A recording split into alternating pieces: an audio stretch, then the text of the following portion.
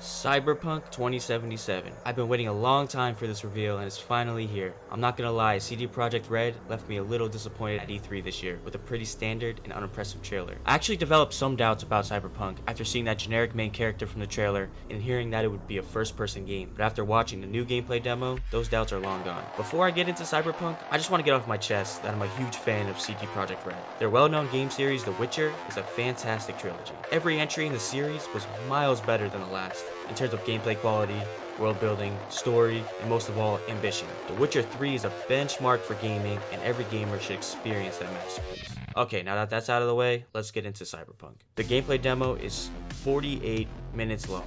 I can't remember another game having that long of a reveal demo. No wonder it was not shown at E3.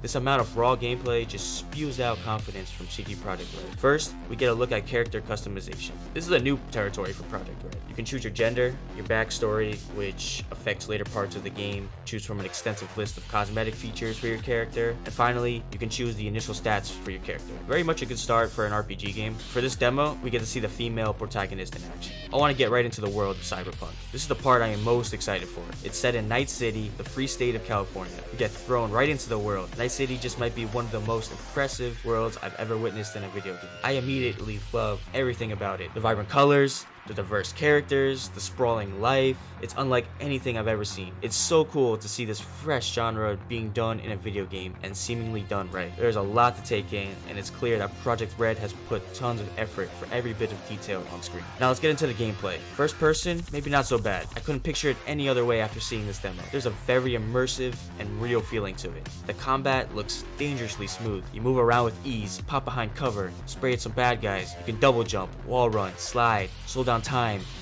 and slide, and even mount yourself on the wall with whatever these things are. Enemies are dismembered in a gory fashion when you blast them with a shotty or slice them to pieces. Get rewarded for stealth takedowns, hack your enemies, and use cool weapons like the one which locks onto enemies so that you can take them out from behind cover. Another unique gun allows you to ricochet bullets off walls towards your enemies. There are also destructible environments, so your cover will break, but you can also shoot through walls. Most of all, the gameplay looks very fun. It provides many options and progresses with your character throughout the game as you install upgrades into your body. I'm a big fan of what I'm seeing so far, and it's hard for me to think of Cyberpunk as an RPG after seeing this fast, chaotic combat. Oh, and there's driving gameplay too. You can even shoot bad guys when moving in the car. You can choose to drive in first person or third person and switch anytime. I just hope the driving mechanics are decent and that they aren't as bad as the horse mechanics of The Witcher. We didn't get much of a look at the story, but we can be sure that it will have a mature theme. We see nipples, an anus, a strip club, and presumably the morning after intercourse. We also know that choices will make a big difference in gameplay.